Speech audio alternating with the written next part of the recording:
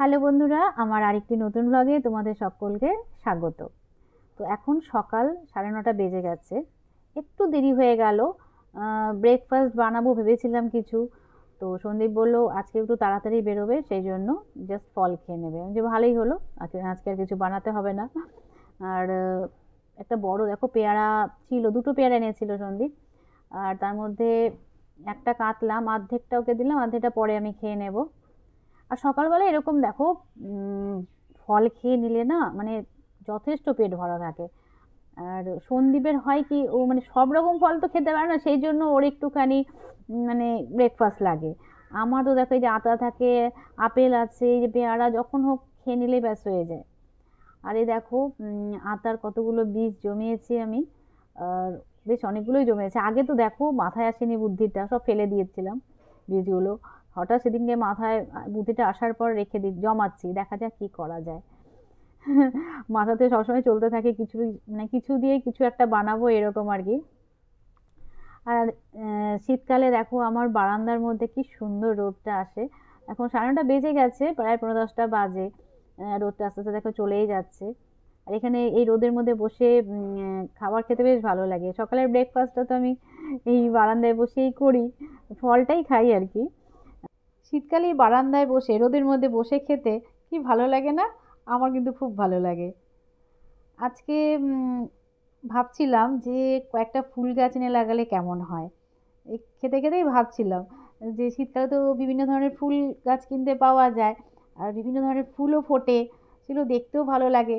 আর বারান্দার মধ্যে যদি এরকম গাছ সবুজ, তার মধ্যে বিভিন্ন ধরনের ফুল ফুটে থাকে, কত ভালো লাগবে দেখতে বলো তো।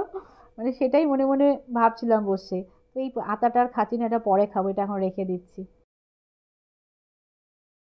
এই ধরনের গাছে রোজ জল দেওয়ার কিন্তু প্রয়োজন হয় না। ফুল গাছের ক্ষেত্রে তো সেটা হবে না, রোজ জল দিতে হবে। আর আমার ক্ষেত্রে তো ওটা একেবারেই ইম্পসিবল, কারণ আমি তো কন্টিনিউ কলকাতায় থাকি না, আবার ডুয়ার্সে চলে যাই।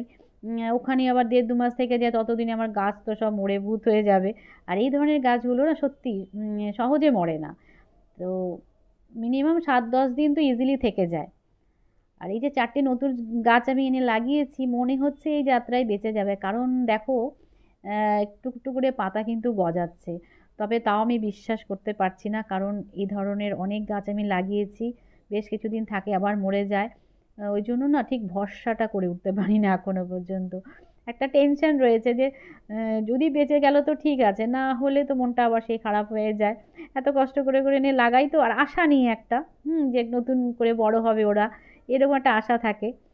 তো দেখা যাক কি হয়। আর এদিকে রান্না কালকে তো সব রয়ে গেছে। আহ, এখন কি হয় না, রান্না করি আর রোজই তো কিছু না কিছু থেকে যায়। তো নেক্সট ডে আবার অত কিছু রান্না করতে হয় না আমার। লাউ চিংড়ি, একটু আলু ফুলকপির তরকারি, একটু মাটন, সবই রয়ে গেছে। আর দুজনের জন্য কত লাগে বলো তো। আর মাছটা, পাবদা মাছটা আজকে একটু সর্ষে বাটা দিয়ে করে নিচ্ছি, ব্যাস রান্না হয়ে যাবে। হয়ে যাবে বলতে রাত্রেরটা একদম করে রেখে দেবো, রাত্রে একটুখানি ওই চিকেন স্যুপ করবো, সেটাও তোমাদের সাথে শেয়ার করবো আজকে। আর একটুখানি সর্ষে বেটে নিচ্ছি, পোস্ত আর দিচ্ছি না এর মধ্যে। সাদা সর্ষেটা একদম শেষ হয়ে গেছে, ওটাও একদম নেই, নাহলে সাদা সর্ষে দিয়ে করতে বেশি ভালো লাগে, দেখতে ভালো লাগে না, সাদা সাদা হয়।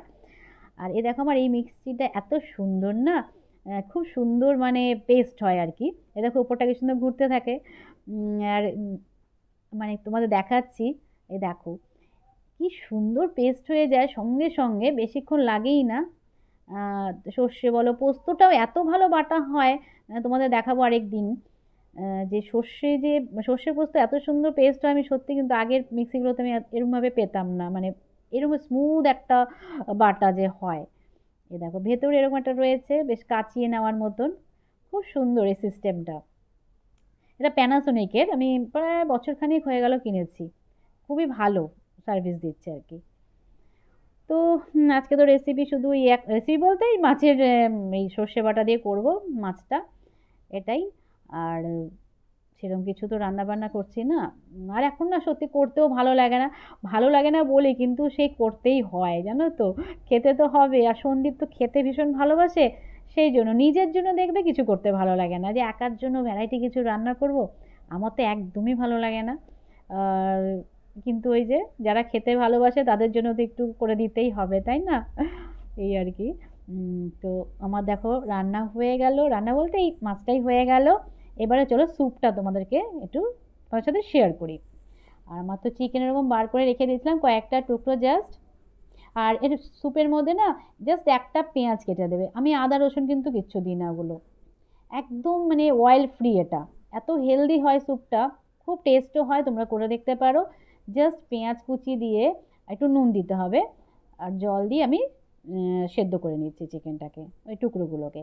আর নামানোর পরে আমি এই যে একটু স্প্রিং অনিয়ন এরকম ঝিরিঝিরি করে কেটে রেখে দিলাম, এটা দেবো। এটা দিলেই টেস্টটা কিন্তু খুব ভালো আসে আর কি। আমি প্রায় এই স্যুপটা করি, বিশেষ করে শীতকালটা আর কি। রাত্রেবেলা খেতে বেশ ভালোও লাগে, ব্রেড দিয়ে খাওয়াও হয়ে যায়। সন্দীপ এটা খেতে ভীষণ ভালোবাসে, ওই জন্য কোনো ঝামেলা হয় না রাত্রের খাবারটা নিয়ে। মাঝে মাঝে আমি করে দিই আর কি এই স্যুপটা।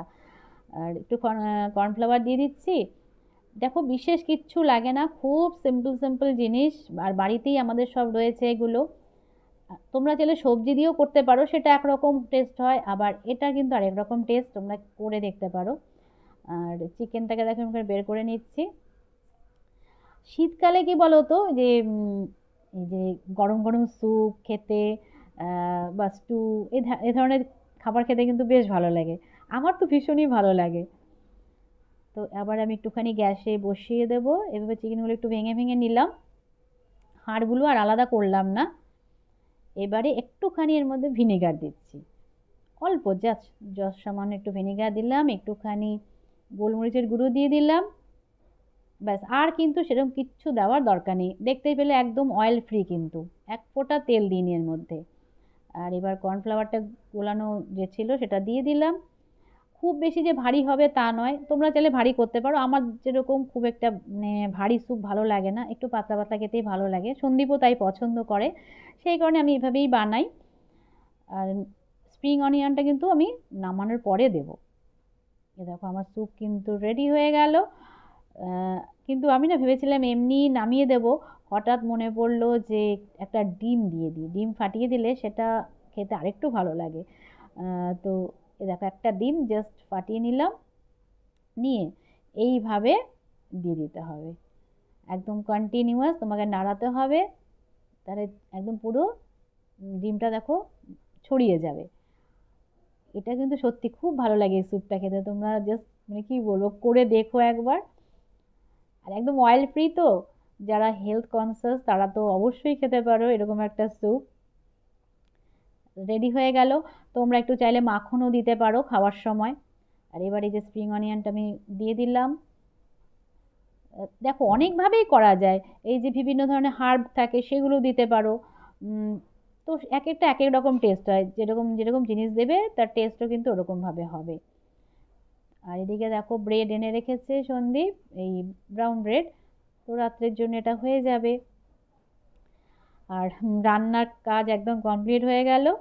এই দেখো স্যুপটা দেখতে কিন্তু বেশ ভালো হয়েছে, সত্যিই খেতে ভালো হয়। তোমরা, আমি বলছি তো বারবার করে করে দেখো, খুবই ভালো লাগে খেতে। তো চলো, আর কি বলবো, এটুকুই আজকে তোমাদের সাথে শেয়ার করলাম, আজকে আর বিশেষ কিছু শেয়ার করছি না, হাতের কাজও অনেক দিন করা হচ্ছে না, দেখা যাক কি করা যায়। তাহলে আজকের মতন টাটা, আবার দেখা হবে নেক্সট ব্লগ।